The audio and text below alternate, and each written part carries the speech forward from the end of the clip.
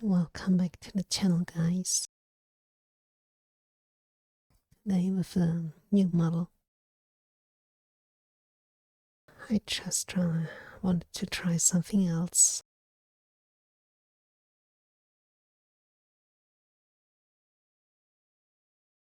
And yeah, I'm not sure if I keep this model for long or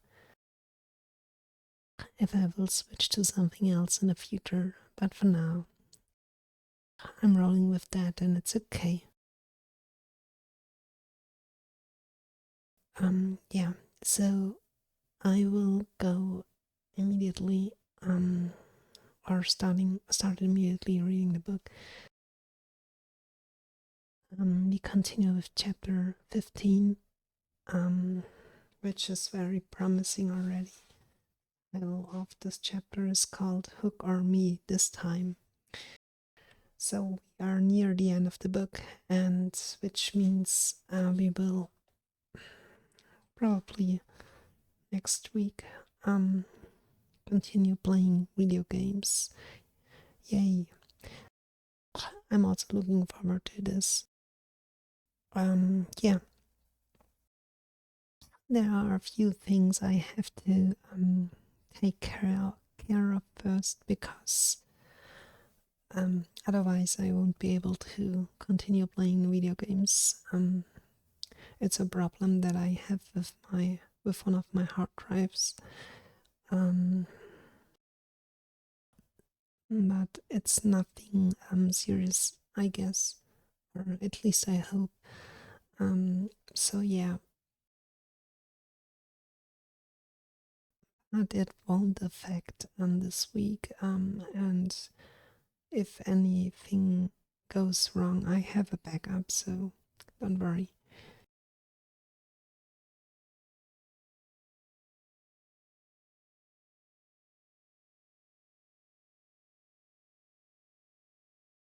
Okay, now then, let's begin reading the chapter 15, Hook or Me this time. Odd things happen to all of us on our way through life without our noticing for a time that they have happened. Thus, to take an instance, we suddenly discover that we have been deaf in one ear for we don't know how long, say half an hour. Now such an experience had come that night to Peter. When last we saw him, he was stealing across the island with one finger on his lips and his dagger at the ready. He had seen the crocodile pass by without noticing anything peculiar about it, but by and by he remembered that it had not been ticking, and first he thought this eerie, but soon he concluded rightly that the clock had run down.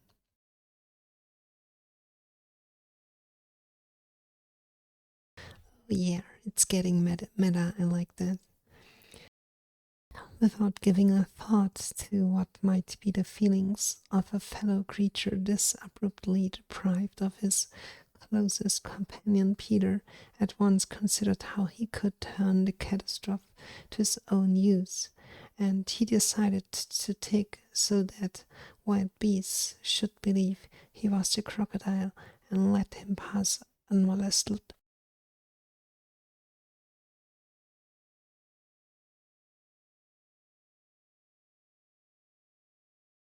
He taked superbly, but with one unforeseen result.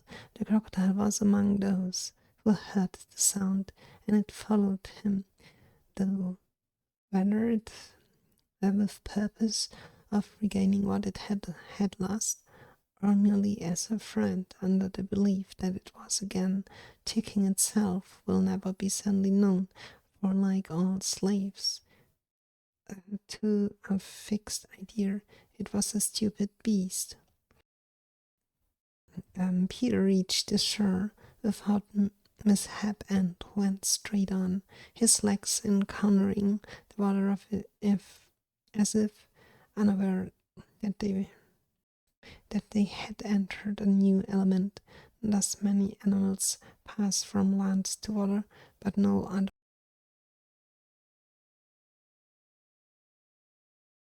human of whom I know. As I swam, as he swam, he had one thought for me this time. He had ticked so long that he now went on ticking without knowing that he was doing it.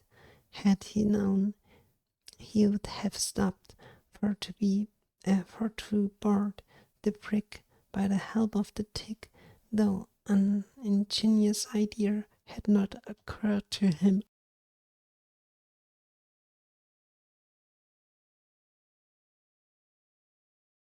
Sorry, the yawning strikes back. Oh gosh, I swear. Okay, we switch to the German translation here. Kapitel 15. Diesmal Hook oder ich. Und allen passieren auf unserem Lebensweg merkwürdige Dinge, ohne dass wir eine Zeit lang überhaupt merken, dass sie passiert sind. So stellen wir zum Beispiel plötzlich fest, dass wir auf einem Ohr taub sind. Wir wissen nicht, seit wann, aber sagen wir mal seit einer halben Stunde. Eine ebensolche Erfahrung hatte Peter in dieser Nacht gemacht. Alles, was ihn zuletzt gesehen haben, als wir ihn zuletzt gesehen haben, schlich er mit einem Finger an den Lippen und gezückten Dolch über die Insel. Er hatte das Krokodil vorbeikriechen sehen, ohne dass ihm etwas Besonderes an ihm aufgefallen wäre. Doch nach einer Weile dämmerte ihm, dass es nicht getickt hatte. Zuerst kam ihm das unheimlich vor. Doch dann kam er ganz richtig zu dem Schluss, dass die Uhr abgelaufen war.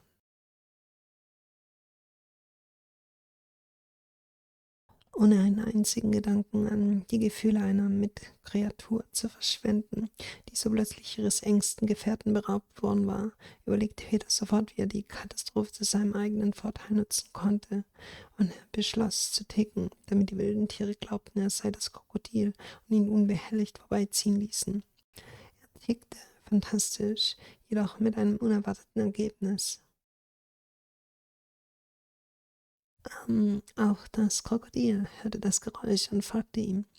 Nun, mit dem Ziel zurückzubekommen, was es verloren hatte, oder einfach nur als Freund im Glauben, dass es selbst wieder tickte, werden wir nie genau erfahren, denn wie alle Sklaven einer fixen Idee war das Krokodil ein blödes Vieh.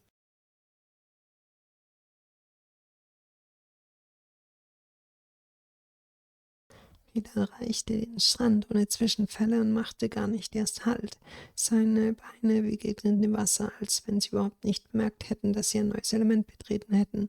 Viele Tiere überschreiten so die Grenzen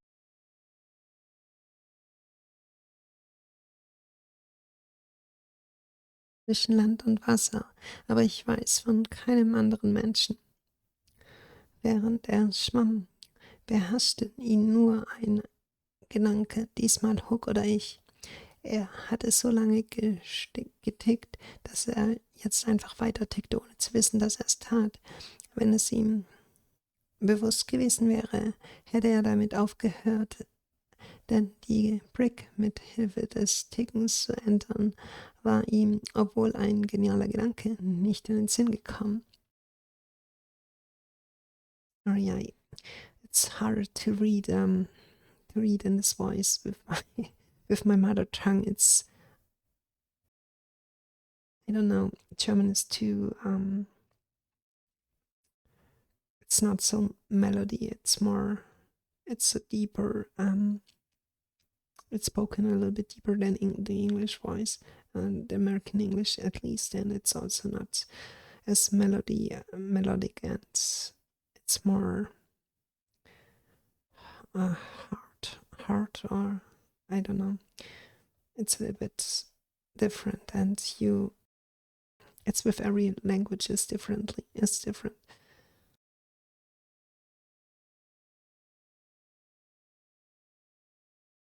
Okay,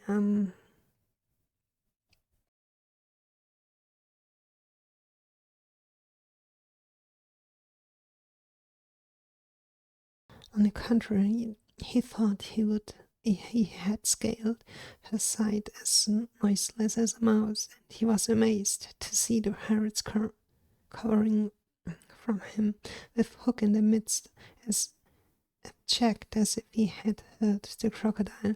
The crocodile! No sooner did Peter remember it than he heard the ticking. At first he thought the sound did come from the crocodile, and he looked behind him swiftly. Then he realized that he was doing it himself, and in a flash he understood the situation. How clever of me, he thought at once, and signed to the boys not to burst into applause. It was at this moment that at Tenty, sorry, I don't know how to pronounce that name. It's it's written with Teyynte.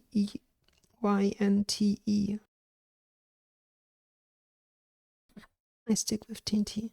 And the quartermaster emerged from the forecastle and came along on deck. Now, reader, time, what happened by your watch? Peter struck true and deep.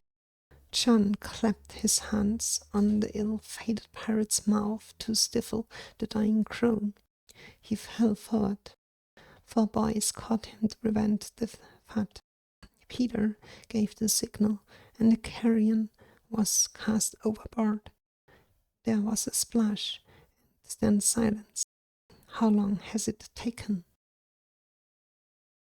1. Slightly had begun to count. None too soon. Peter, every inch of him, and on tiptoe, vanished into the cabin, for more than one pirate was screwing up his courage to look around.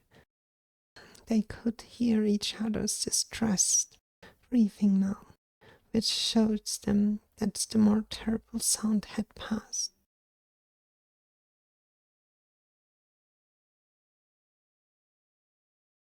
Oh, and by the way, sorry, I totally forgot to mention, because of the new model that I'm using, I will have to customize a little bit, or to not to customize, how do you say that, to adjust the rigging a little bit of that model, because some parts of it, some body parts of it are, I will say, very sensible in terms of movement, like the camera that is tracking me. It is very sensitive with some body parts, oversensitive, I would say. It's probably not how do you say that, optimized for the use of the software that I'm using for tracking the model. So I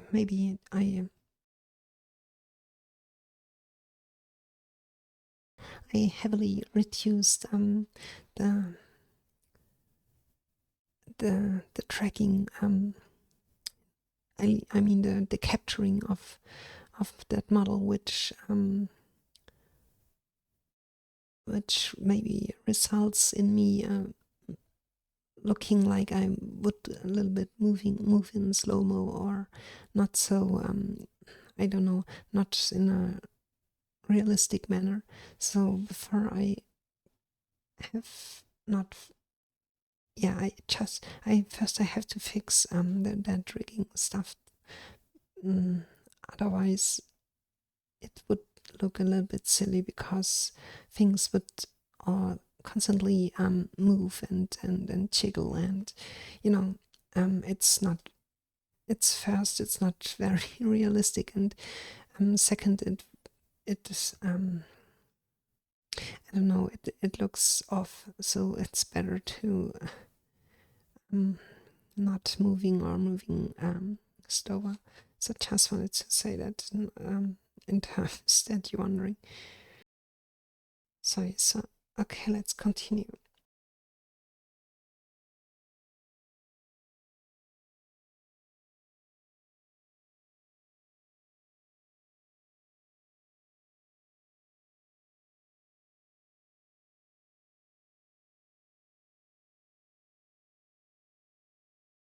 Im Gegenteil, er glaubte, er hätte dann die Bordwand mucksmäuschenstill erklommen und war ganz verdutzt, die Piraten sich vor ihm ducken zu sehen, mit Hook in so erbärmlichen Zustand in ihrer Mitte, als hätte er das Krokodil gehört. Das Krokodil. Kaum erinnerte sich Peter an das Krokodil, hörte er das Ticken. Erst meinte er, das Geräusch käme wirklich vom Krokodil und blickte sich rasch um. Dann fiel ihm ein, dass er es selber war. Blitzartig begriff er die Lage. Wie schlau von mir, dachte er sofort und machte den Jungen ein Zeichen, nicht den Jubel auszubrechen. In diesem Augenblick erschien Ed Tintin, der Quartermeister, auf dem Vorderdeck und kam auf sie zu. Jetzt, lieber Leser, miss auf deiner Uhr die Zeit. Peter stieß gezielt und ernsthaft zu. John schlug dem unglückseligen Piraten die Hände vor den Mund, um das Todesstöhnen zu ersticken. 4 Jungs fingen ihn auf, um ein lautes Aufschlagen zu verhindern. Peter gab das Zeichen und das Aas flog über Bord.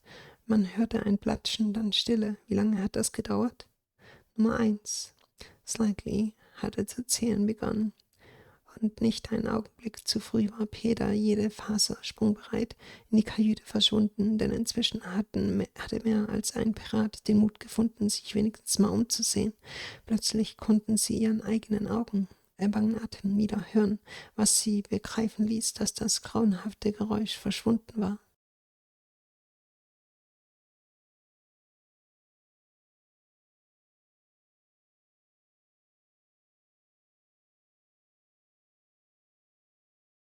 It's gone, Captain Smee.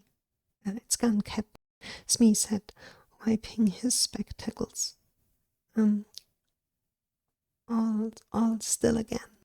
Slowly, Hook let his head emerge from his wrap and listened so intently that he could have caught the echo of the tick. There was not a sound, and he drew himself up firmly to his full height. Then, here's to Johnny Blank, he cried brazenly, hating the boys more than ever because they had seen him unbend. He broke into the villainous ditty.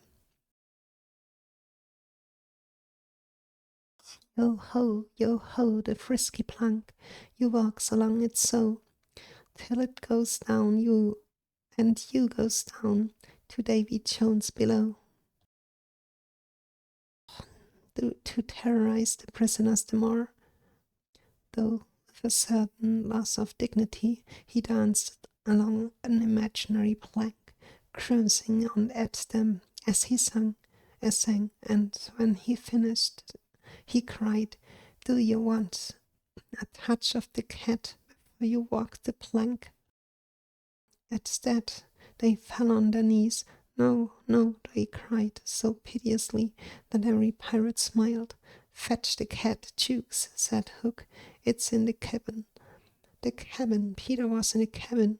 The children gazed at each other. Aye, said Jukes, blithely. Sorry, I don't know if I pronounced it correctly. And he strode into the cabin. They followed him with their eyes. They scarce knew that Hook had resumed his song, his dogs joining in with him.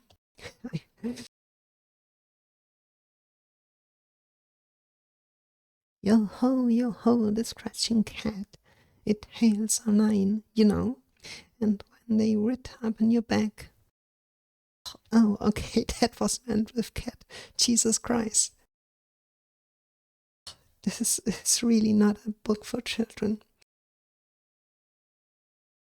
Er ist weg, Captain, rief Smee und putzte sich die Brille. Alles wieder ruhig. Langsam ließ Hook den Kopf aus seinem Kragen wieder auftauchen und horchte so angespannt hin, dass er sogar das Echo eines Tickens noch gehört hätte.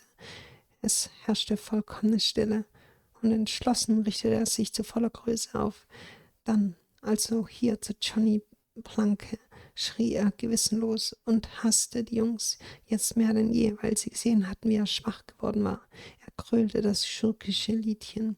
Hey ho, die heitere Blank, so heiter gehst du sie entlang, bis sie sich biegt und du fällst nach dort, wo Davy Jones dich hält. Um den Gefangenen noch mehr Angst einzujagen, wenn auch verbunden mit einem gewissen Verlust von Würde, tanzte er dabei auf einer vorgestellten Planke hin und her und schnitt Grimassen, während er sang. Und als er fertig war, schrie er: Wollt ihr noch einen Gruß von der neunschwänzigen Katze, bevor ihr über die Planke geht?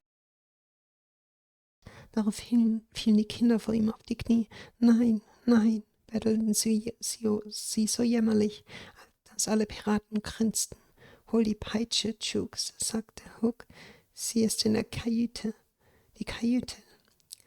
Peter war in der Kajüte. Die Kinder starrten sich an. Ei, ei, sagte Jukes vergnügt und stolzierte in die Kajüte. Sie folgten ihm mit den Augen und merkten kaum, dass Hook sein Liedchen wieder aufgenommen hatte und seine Hunde sich ihm anschlossen. Hey ho, Kratze, Katz, sie hat 9 Schwänz, du weißt es ja, und wenn die in dein Fleisch sich graben.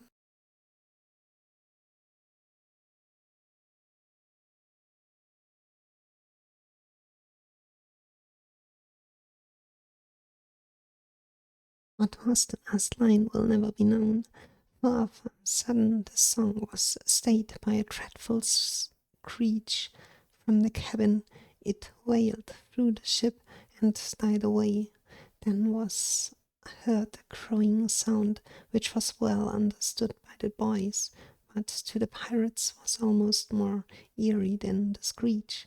What was that? Cried Hook. 2, said slightly solemnly. Oh God. The Italian gecko. Gecko. Oh God, sorry. Gecko hesitated for a moment and then swung into the cabin. He trotted out, haggard. What's the matter with Bill Jukes, you dog? Hissed Hook, towering over him. The matter with him is he is dead.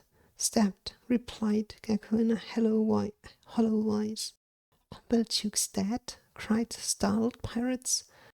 The cabin's as black as a pit, Gecko said, almost gibbering. But there's something terrible in there.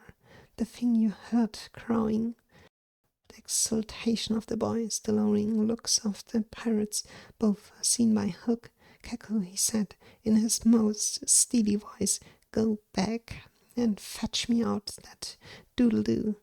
Gecko, bravest of the brave, cowered before his captain, crying, No, no, but Hook was pouring to his claw. Did you say you would go, Gecko? He said musingly. Jeez. Gecko went first flinging up his arms despairingly. There was no more singing. All listened now, and again came a death screech, and again a crow. No one spoke except slightly. Free, he said. Hook rallied his dogs with a gesture. Sdeath and odds fish, he thundered. Who is to bring me that doodle-doo? Wie die letzte Zeile lautete, werden wir nie erfahren. Und dann plötzlich wurde das Lied von einem fürchterlichen Kreischen aus der Kajüte unterbrochen. Es wimmerte durchs ganze Schiff und verhallte. Dann war ein jubelndes Krähen zu hören, das die Jungs natürlich verstanden, doch für die Piraten fast noch unheimlicher als das Kreischen war. Was war das? Schrie Hook. Nummer 2, sagte Slightly feierlich. Gecko, der Italiener, zögerte einen Augenblick. Dann schwang er sich in die Kajüte. Mit wildem Blick wankte er wieder raus. Was ist mit Bill Jukes passiert, du Hund? Zischte Hook und baute sich turmhoch über ihm auf. Ihm ist passiert, dass er tot ist. Erstochen, antwortete Gecko mit hohler Stimme. Bill Jukes tot? Riefen die aufgeschreckten Piraten. Die Kajüte ist schwarz wie eine Grube, sagte Gecko und war fast nicht zu verstehen, aber das Aber da ist irgendwas Schreckliches drin. Das Ding, das ihr Krähen gehört habt. Die Begeisterung der Jungs, die beklommene Blick der Piraten, Hook sah beides. Keko sagte Hook mit stehender Stimme, du gehst zurück und holst mir dieses Federvieh. Keko, der tapferste der Tapferen, machte sich vor seinem Captain klein und schrie, nein, nein. Doch Hook schnurrte nur etwas zu seinem Haken. Sagst du nicht, du wolltest gehen, Keko? Fragte er leicht versonnen. Keko ging, aber zuerst warf er verzweifelt die Arme in die Luft. Niemand sang mehr, alle horchten und wieder ertönte ein Todesschrei und wieder dieses jubelnde Krähen. Keiner sprach, nur Slightly sagte Nummer 3. Mit einer Handbewegung sammelte Hook seine Hunde. Potzblitz und Henkersbraut donnerte er. Wer bringt mir dieses Federvieh?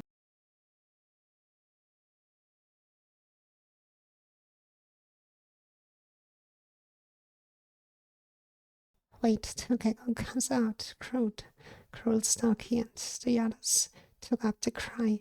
I think I heard you volunteer, Starkey, said Hook, purring again. No, by thunder, Starkey cried. My Hook thinks you did, said Hook, crossing to him. I wonder if it would not be advisable, Starkey, to humor the Hook. I'll swing before I go in there, replied Starkey doggedly, and again he had the support of the crew. Is it mutiny? Asked Hook more pleasantly than ever, Starkey's ringleader. Captain Mercy, Starkey whimpered, all of the tremble now. Shake hands, Starkey, said Hook, proffing his claw. Starkey looked around for help, but all deserted him as he begged. Hook advanced, and now the red spark was in his eye. With a despairing scream, the pirate leapt up in long Tom and precipitated himself into the sea. Or, said Stark slightly. And now, Hook asked courteously, did any other gentleman say mutiny? Seizing a lantern and raising his claw with a menacing gesture, I'll bring out the noodle-doo myself, he said, and spat into the cabin. 5. How Slightly longed to say it. He wetted his lips to be ready, but Hook came staggering out without his lantern. Something blew out the light, he said a little unsteadily. Something echoed Mullins. What of Keko? Demanded Noodler. Warte, bis Keko wieder rauskommt, knurrte Starkey, und die anderen stimmten ein. Habe ich mich verhört, oder hast du dich gerade freiwillig gemeldet, Starkey? Sagte Hook und schnurrte wieder. Nein, beim Donner, schrie Starkey. Mein Haken sagt ja, sagte Hook und ging zu ihm hinüber. Ich frage mich, ob es nicht ratsam wäre, Starkey dem Haken seinen Willen zu lassen. Ich will lieber baumeln, bevor ich da reingehe, antwortete Starkey verbissen, und wieder war die Crew auf seiner Seite. Ist das Meuterei? Fragte Hook freundlicher als je zuvor. Starkey, der Redelsführer. Gnade, Captain, winselte Starkey und zitterte am ganzen Körper. Gib mir die Hand, Starkey, sagte Hook und streckte ihm die Klaue entgegen. Starkey blickte sich nach Hilfe um, aber keiner hielt zu ihm. Als er zurückwich, ging Hook vor, und jetzt stand dieser rote Funke in seinem Auge. Mit einem verzweifelten Schrei sprang der Pirat auf die große Deckkanone und stürzte sich ins Meer. Nur 4, sagte Slightly. Und nun, fragte Hook höflich, hat noch irgendein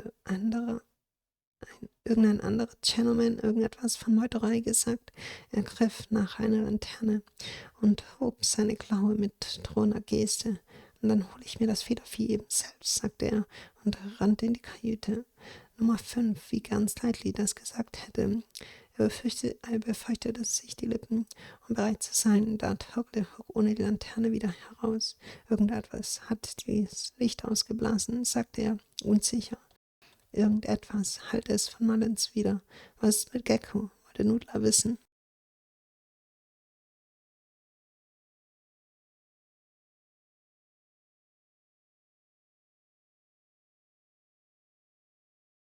He's as dead as Duke, said Hook shortly. His reluctance to return to the cabin impressed them all unfavorably, and the mutinous sounds again broke forth. All pirates are superstitious, and Cookson cried.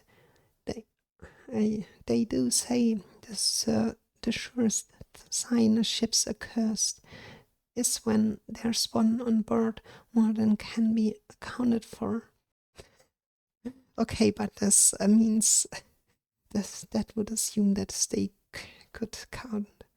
I've heard Mallet Mullins, he always boards the pirate craft at last. Had he a tail, Captain? They say, and said another, looking viciously at Hook, that when he comes it's in the likeness of the wickedest man aboard. Had he a hook, Captain? Asked Cookson insolently, and one after another took up the cry, the ship's doomed. At this, the children could not resist raising a cheer. Hook had well nigh forgotten his prisoners, but as he swung around on them now, his face lit up again. "Lads," he cried to his crew, "here's a notion.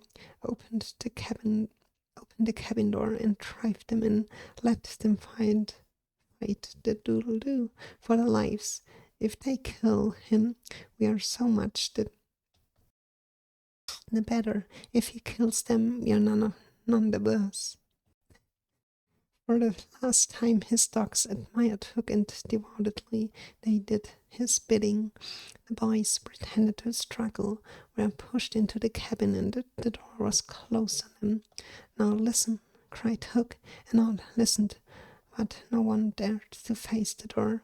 Yes, Wendy, who all this time had been bound on to the mast. It was for neither a scream nor a crow that she was watching. It was for the reappearance of Peter. She had not long to wait. In the cabin he had found the thing for which he had gone in search, the key that would free the children of the manacles, and now they all stole forth, armed with such weapons as they could find. First signing to them to hide, Peter cut Wendy's bonds, and then nothing could have been easier than for them all to fly off together. But one thing barred the way, an oath, Hook or me this time. So when he freed Wendy, he whispered to her to conceal herself with the others, and himself took her place by the mast. Her cloak around him so that he should pass for her. What the hell? Okay, what? Then he took a great breath and crowed. Okay, I got it. Sorry.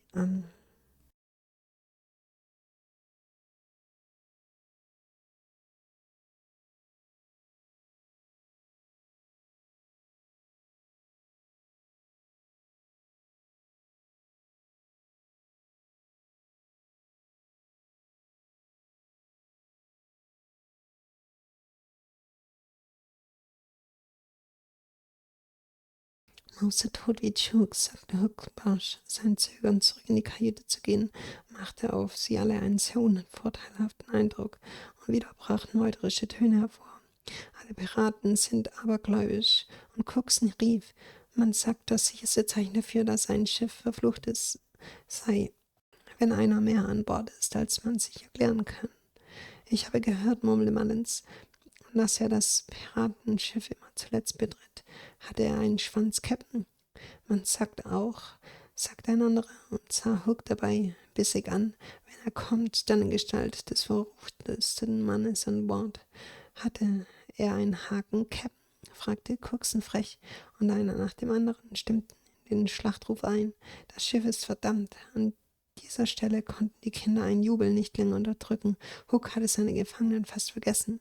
Doch als er sich jetzt zu ihnen umdrehte, kehrte in sein Gesicht ein Strahlen zurück. »Kerle«, rief er seiner Mannschaft zu, »ich habe eine Idee. Öffnet die Kajütentür und treibt sie hinein. Lassen wir sie doch mit den Federvieh um ihr Leben kämpfen. Wenn sie es töten, dann umso besser für uns. Wenn das Federvieh sie tötet, dann sind wir immerhin nicht schlechter dran als vorher. Zum letzten Mal wurde Hook von seinen Hunden bewundert, und untertänig taten sie, was er von ihnen verlangte. Die Jungen, die so taten, als würden sie sich wehren, wurden in die Kajüten geschoben, und die Tür fiel hinter ihnen ins Schloss. »Jetzt horcht«, rief Hook, und alle horchten. Aber kein einziger wagte es, den Blick zur Tür zu wenden. Doch eine, Wendy, die die ganze Zeit an den Mast gefesselt war. Sie wartete weder auf einen Schrei noch auf ein Krähen, sondern darauf, dass Peter wieder herauskam.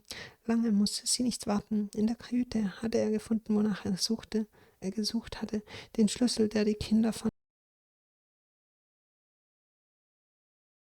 ihren Handfesseln befreien würde.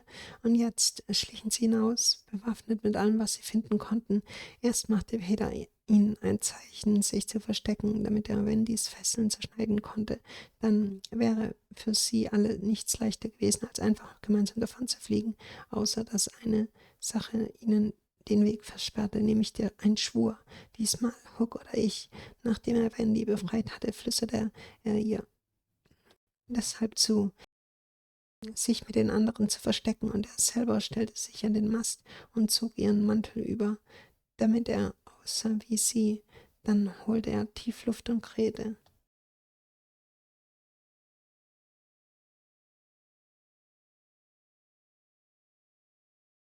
Oh God, I didn't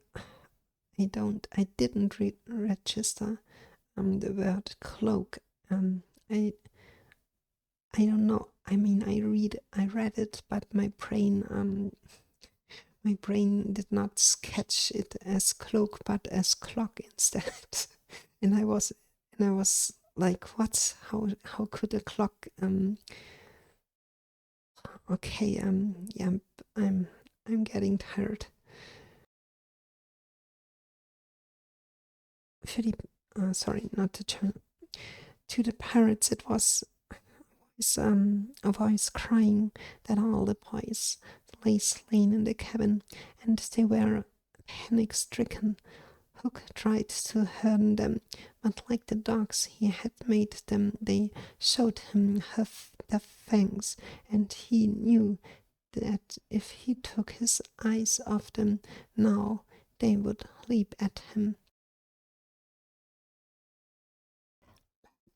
Oh, sorry, lads, he said, ready to cajole, or strike as need be, but never quailing for an instant.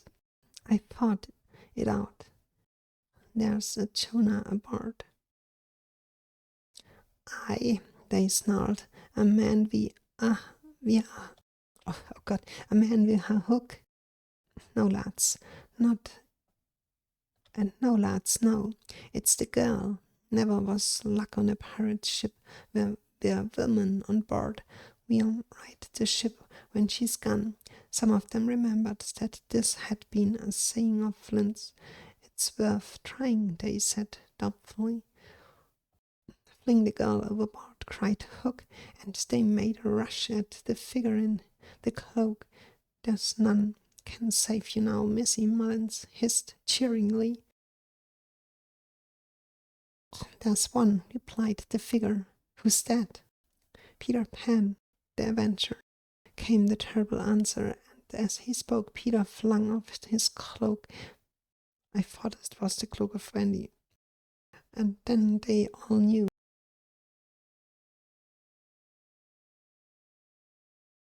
Who 'twas that had been undoing them in the cabin, and twice Hook essayed to speak, and twice he failed. In that frightful moment, I think his fierce heart broke.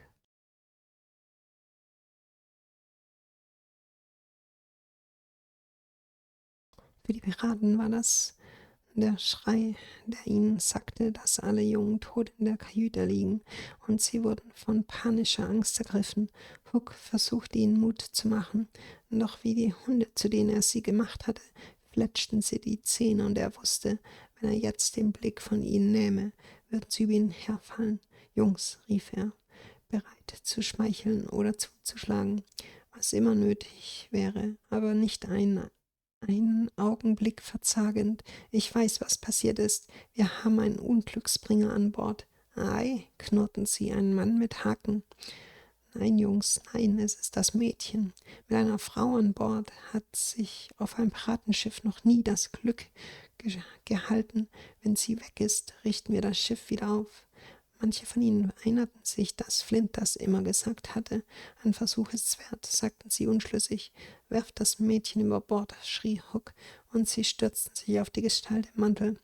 »Es gibt keinen, der dich jetzt noch retten kann, Fräulein«, zischte Mullins höhnisch. »Doch einen«, erwiderte die Gestalt. »Wen?« »Peter Pan, der Rächer«, ertönte die grausame Antwort, und während er das sagte, riss sich Peter den Mantel von der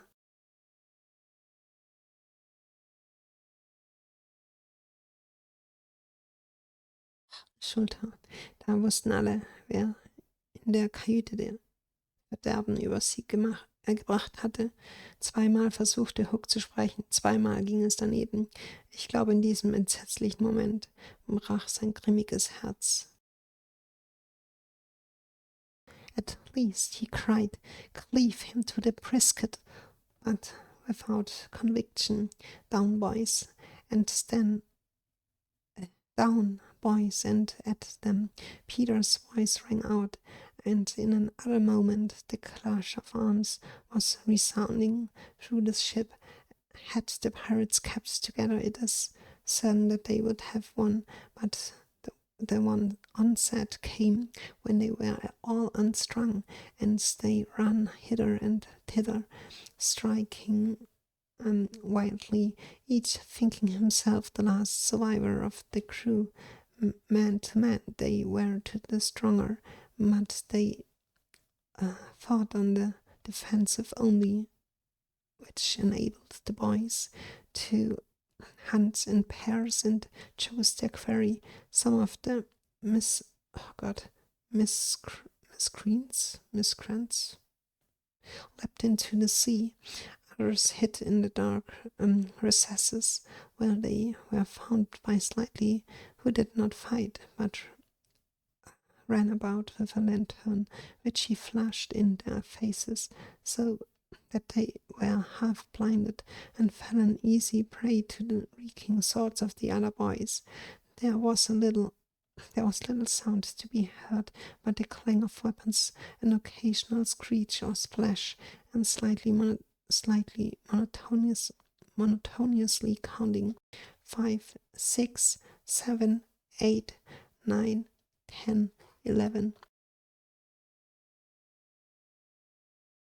I think all were gone when a group of savage boys surrounded Hook, who seemed to have a charmed life, as he kept them at bay in that circle of fire. They had done for his dogs. Oh, thanks for the follow.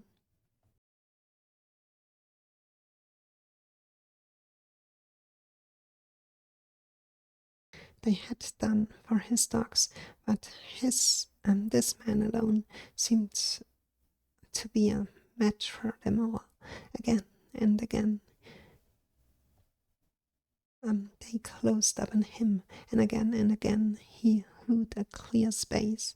He had lifted up on the boy with his hook, and was using him as a buckler, when another, who had just passed his sword through Mullins, sprang into the fray.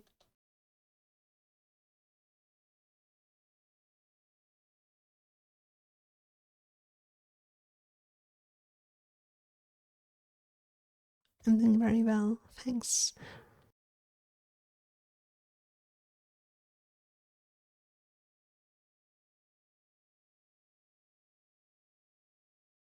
Endlich schrie er, spaltet ihm den Schädel, aber ohne Überzeugung. »Kommt heraus, Jungs!« und Attacke, scholl Peters Stimme, und im nächsten Augenblick war das Schiff erfüllt von Waffengeklirr. Während die Piraten zusammenblieben, dann hätten sie mit Sicherheit gewonnen, aber der Angriff traf sie alle völlig zerrüttet, und sie rannten hierhin und dorthin, schlugen wild um sich, und jeder dachte, er sei der letzte Überlebende der ganzen Crew. Im Gefecht von Mann zu Mann waren sie die Stärksten, aber sie wehrten ja immer nur ab, was die Jungs befähigte, zu zweit auf Jagd zu gehen und sich ihre Opfer auszusuchen. Ein paar von den Schurken sprangen ins Meer, andere versteckten sich in dunkle Ritzen, wo sie von Slightly aufgestöbert wurden, der nicht kämpfte, sondern mit einer Lanterne herumlief, die er den Piraten ins Gesicht hielt, so dass sie halb geblendet leichte Beute für die dampfenden Schwerter der anderen Jungs waren. Außer dem Klang der Waffen war kaum ein Ton zu hören, nur dann und wann ein Kreischen oder Klatschen und natürlich Slightly, der gleichförmig weiterzählte. 5, 6, 7, 8, 9, 10, 11. Ich glaube, es war keiner mehr übrig, als eine Horde wilder Jungs Hook umstellte, dem ein Schutzzauber beizustehen schien, denn er hielt sie in diesem Feuerkreis alle in Schach. Sie hatten seinen Hund erledigt, doch dieser Mann war ihnen offenbar einer gegen alle gewachsen. Wieder und wieder arbeitete sie dichter an ihn heran, wieder und wieder verschaffte er sich Freiraum. Eben erst hatte er einen der Jungs auf seinen Haken geladen und nutzte ihn als Schild, als ein anderer, der kurz vorher Malins mit seinem Schwert durchbohrt hatte, sich ins Kampfgetümmel stürzte.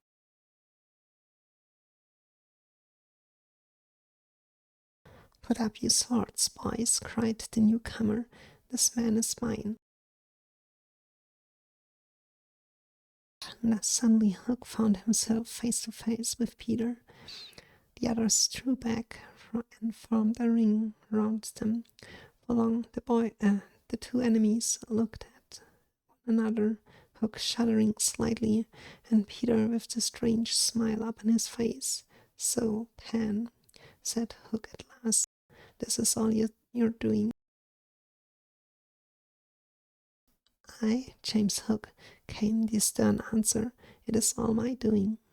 Proud and insolent youth, said Hook, prepare to meet thy doom. Dark and sinister man, Peter answered, have at thee. I really like the Old English. Without more words, they fell to, and for a space there was no advantage to either plea. Peter was a superb swordsman, and parried with dazzling rapidity. Ever and anon he followed up a fiend with a lunge that got past his foe's defense, but his shorter reach stood him in ill stead, and he could not strive to steal home.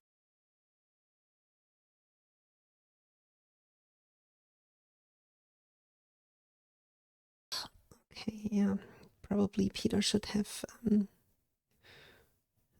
chosen a dex build over a strength build. Hook, scarcely his inferior in brilliancy, but not quite so nimble at wrist play, forced him back by the weight of his onset, hoping suddenly to end all with a favorite thrust. Fought him long ago by barbecue trio, but to his astonishment he found this thrust turned aside again and again. Then he sought to close and give the quietus with his iron hook, which all this time had been pawing the air.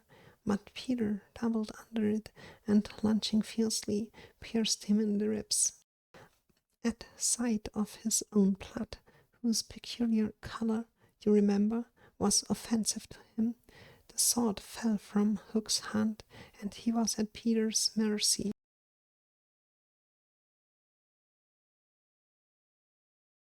Jesus, that book gets brutal, more brutal with every minute.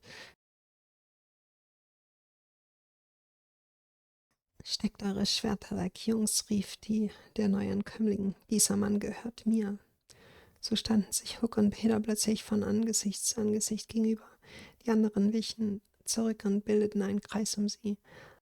Lange sahen sie sich die beiden Feinde an, Hook mit einem leichten Schaudern, Peter mit einem sonderbaren Lächeln im Gesicht. Also, Pan, sagte Hook schließlich, ist das alles dein Werk? Aye, James Hook, halte die finstere Antwort wieder. Das ist alles mein Werk. Stolzer, selbstgefälliger Jüngling, sagte Hook, bereite dich auf deinen Untergang vor. Düsterer, unglückseliger Mann, antwortete Peter, sieh dich vor. Oh, there's a mark, a notation, let me see.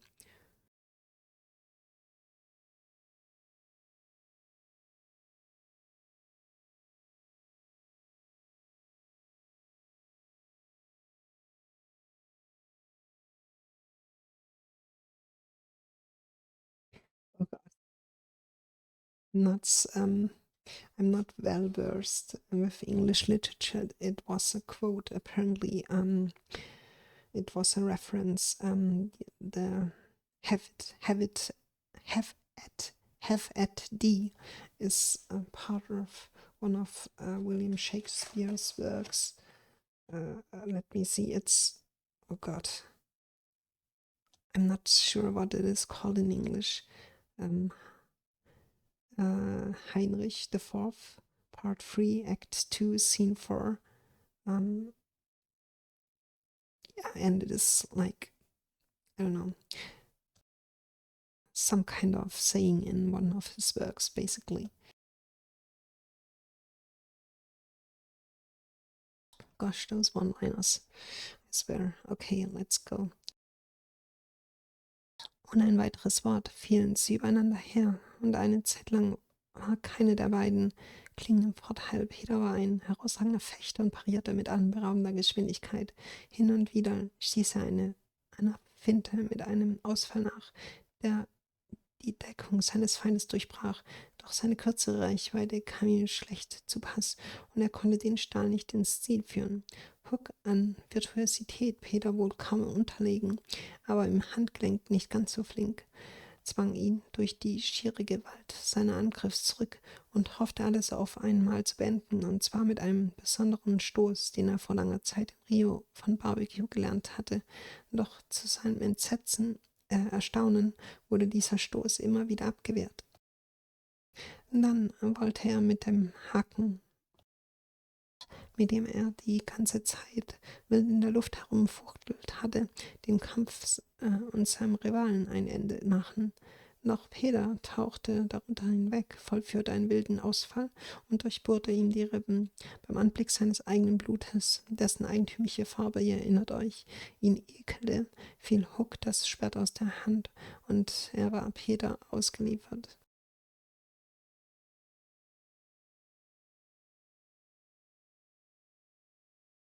Now, cried all the boys, but with an magnificent, oh God, sorry for my bad pronunciation, gesture, Peter invited his opponent to pick up his sword.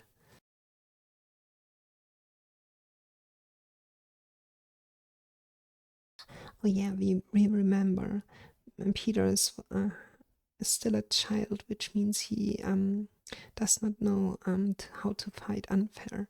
He plays basically by the book, so which probably will be his demise, I don't know. Hook did so instantly, but with a tragic feeling that Peter was showing good form. Hitherto he had thought it was come as some fiend fighting him, but darker suspicions assailed him now. Pan, who and what art thou? He cried huskily. I am youth, I am joy, Peter answered at a venture. I am a little bird that has broken out of the egg. This, of course, was nonsense, but it was proof to the unhappy Hook that Peter did not know in the least who or what he was, which is the very pinnacle of good form. Tot again, he cried despairingly. He fought now like a human flail, and every sweep of that terrible sword would have severed in twain any man or boy who obstructed it. But Peter fluttered around him as if the very wind it made blew him out of the danger zone, and again he darted in and pricked. Hook was fighting now without hope.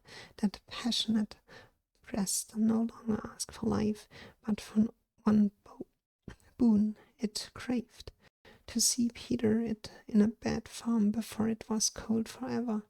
Abandoning the fight, he rushed into the powder magazine and fired it. In 2 minutes, he cried, "The ship will be blown to pieces. Now, now," he thought, "true form will show." But Peter issued from the powder magazine with the shell in his hands and calmly flung it overboard. What sort of form was Hook himself showing? Misguided man though he was, we may be glad, without sympathizing with him, that in the end he was true to the traditions of his race.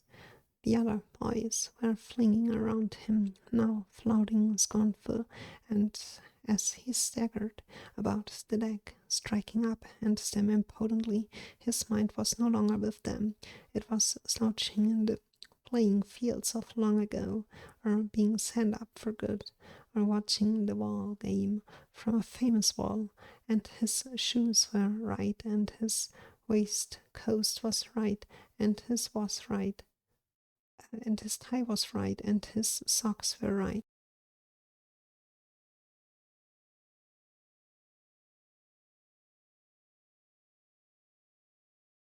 Jetzt riefen die Jungen. Doch mit großer Geste forderte Peter seinen Gegner auf, sein Schwert wieder aufzuheben. Hook tat es sofort, aber nicht ohne das schicksalhafte Gefühl, dass Peter damit gute Manieren bewies. Bislang hatte er geglaubt, dass irgendein Teufel mit ihm kämpfte, doch jetzt überkam ihn ein dunkler Verdacht. Pan, wer und was bist du? Rief er mit rauer Stimme. Ich bin Jugend, ich bin Freude, antwortete Peter auf gut Glück. Ich bin ein kleiner Vogel, der gerade aus dem Ei geschlüpft ist. Das war natürlich Unsinn, aber für den unglücklichen Hook beweist, dass Peter nicht die geringste Ahnung hatte, wer oder was er war. Das, was wiederum der Gipfel guter Manieren ist. Weiter schrie er verzweifelt. Jetzt kämpft er wie ein menschlicher Dreschflegel, und jeder Hieb dieses grausamen Schwertes hätte jeden Mann oder Jungen, der sich ihm in den Weg stellte, in 2 Teile gehauen. Nur Peter flatterte um ihn herum, als bliese der Wind, den das Schwert selber machte, ihn aus der Gefahrenzone hinaus, und immer wieder schoss er vor und stach zu. Jetzt kämpfte Hook ohne Hoffnung. Diese hitzige Brust fragte nicht länger nach Leben, sondern bettelte nur noch um eine letzte Gunst, bevor sie für immer erkaltete, zu sehen, wie Peter schlechte Manieren bewies. Er brach den Kampf ab, er rannte ins Pulvermagazin und steckte es in Brand. In 2 Minuten schrie er, wird das Schiff in Fetzen gerissen. Jetzt endlich, dachte er, werden wahre Manieren sich zeigen. Doch da kam Peter mit dem Pulverfass im Arm schon aus dem Magazin und warf es seelenruhig über Bord. Und was für Manieren zeigte Hook selbst? Wie weit er vom rechten Weg auch abgekommen war. Wir dürfen froh sein, ohne uns auf seine Seite zu stellen, dass er am Ende dem Erbe seines Geschlechts verpflichtet blieb. Die anderen Jungs flogen jetzt um ihn herum, spotteten und tönten, und während er quer über Deck stolperte und kraftlos zu ihnen hinaufschlug, war sein Geist schon nicht mehr bei ihnen, sondern lümmelte auf den Spielwiesen längst vergangener Tage herum oder wurde für ein Lob nach oben geschickt, oder sah sich das Mauerspiel vom besten Platz aus an, und seine Schuhe waren in Ordnung, und seine Weste war in Ordnung, und seine Krawatte war in Ordnung, und seine Socken waren in Ordnung. Okay, there are 2 other notes, one for the,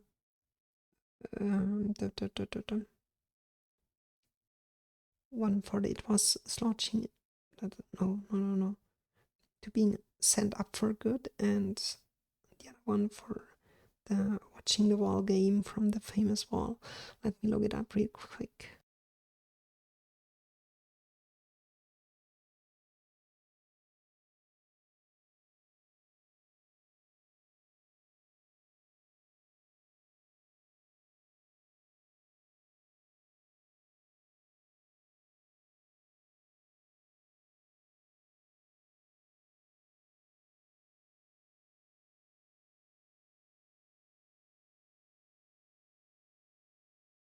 Okay, being sent up for good is a famous. No, no, no. It's a great honor. Um, at the Eton College, the private college or private school, the English one, uh, which is basically one of the boys. It's an all boys school, I believe. Uh, is sent up. I mean, quote unquote, sent up um, to the um, to the director of the school, and uh, okay, in and this happens when the sad boy had written uh, had had gotten a good grades, especially good grades for an exam or whatever, and then the director himself would sign that, and how do you say it, and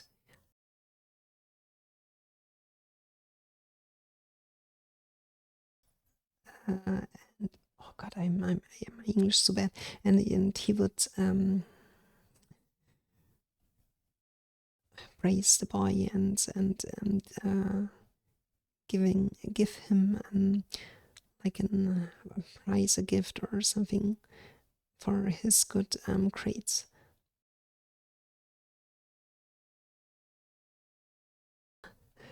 I, I'm, I mean, when we were sent, being sent, when we were sent up, it's usually didn't mean anything good back in the days when I was at school. So when I would have to go to the director, it would usually this does not mean uh, something positive or anything positive. Okay, and the other note was for um,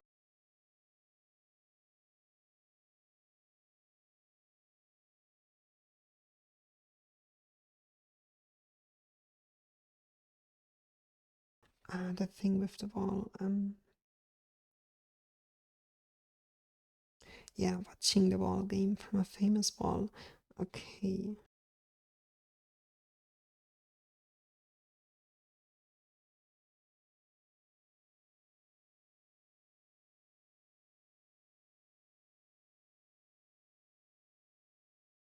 Oh, I didn't know that either. The ball game is a famous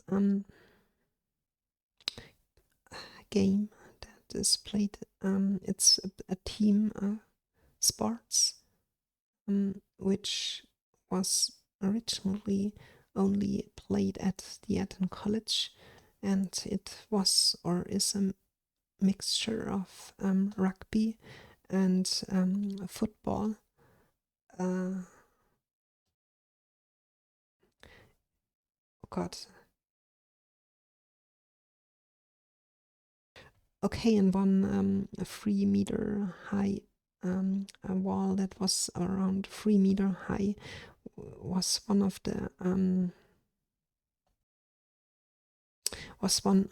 side of the playing field. So it was like not open to all four sides.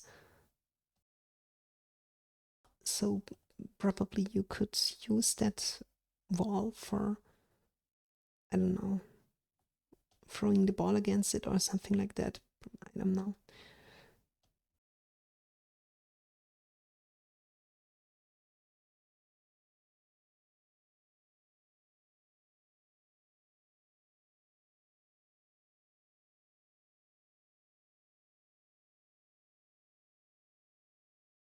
James Hook, though not wholly unheroic figure, farewell, for we have come to his last moment. Seeing Peter slowly advancing up him through the air with dagger poised, he sprang up in the bulwarks to cast himself into the sea. He did not know that the crocodile was watching for him, for we purposely stopped the clock that this knowledge might be spared him.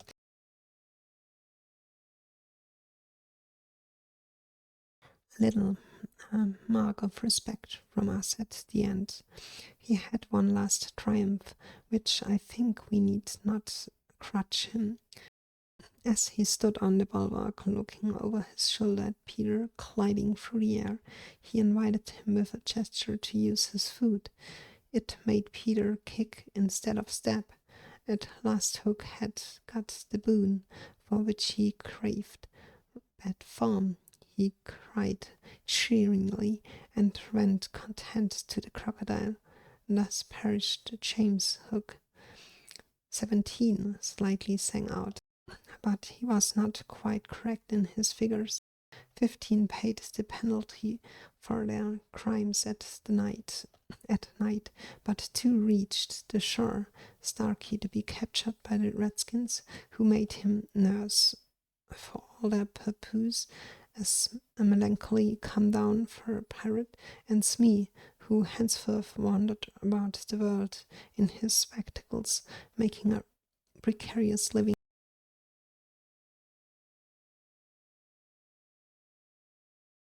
by saying he was the only man that Ches Hook had feared. Wendy, of course, had stood by, taking no part in the fight, though watching Peter with pleasant eyes. Oh God, those stereotypes. It's now that all was over, she became prominent again. She praised them equally and shuddered delightfully when Michael showed her the place where he had killed one, and then he took them into Hook's cabin and pointed to his watch, which was hanging on a nail. He said, 1:30. The lateness of the hour was almost the biggest thing of all. She got them to bed in the pirates' bunks pretty quickly, you may be sure, all but Peter, who strutted up and down on deck until at last he fell asleep by the side of Long Tom. He had one of his dreams that night and cried in his sleep for a long time, and Wendy held him tight.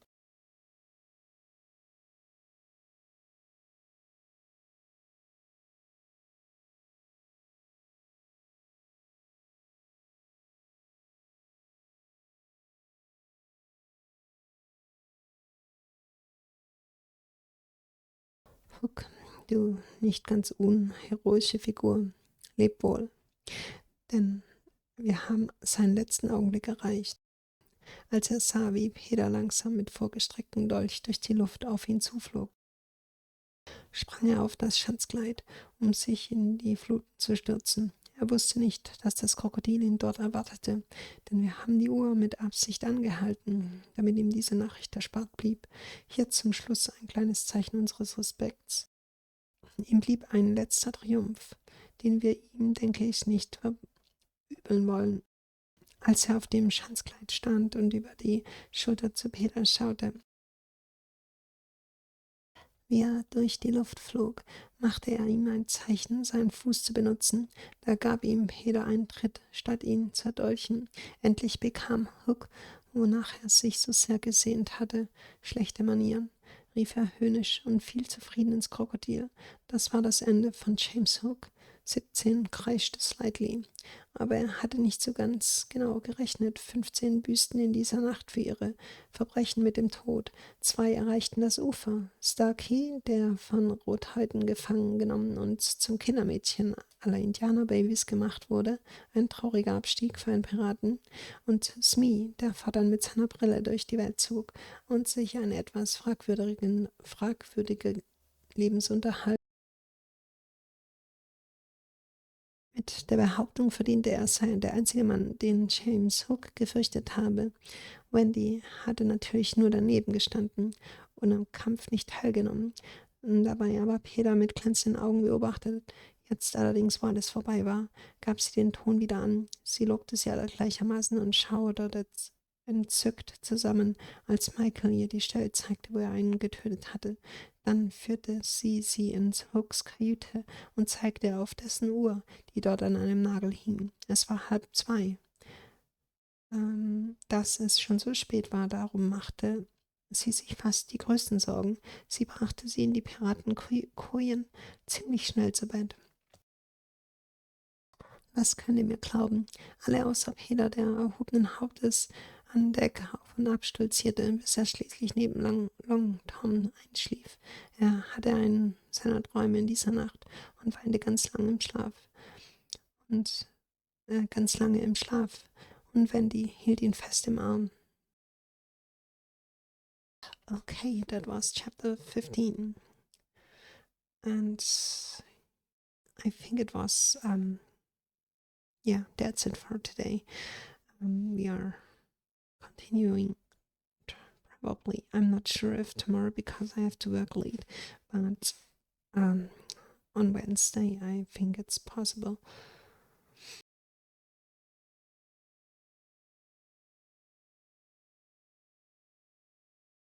There are two more chapters until the end of the book, which are around 50 pages left. So basically 2 days. And then we read Peter Pan or Peter and Wendy, which is also the first time for me. And hell, is that book brutal. For children, a child story. It's very dark. I mean, it's major contents.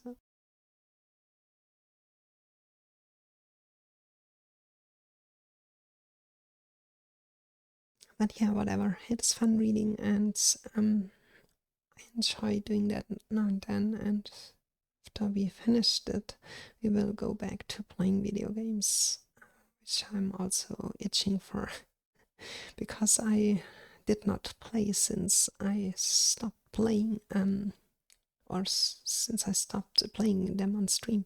I did not play them in my private, free time.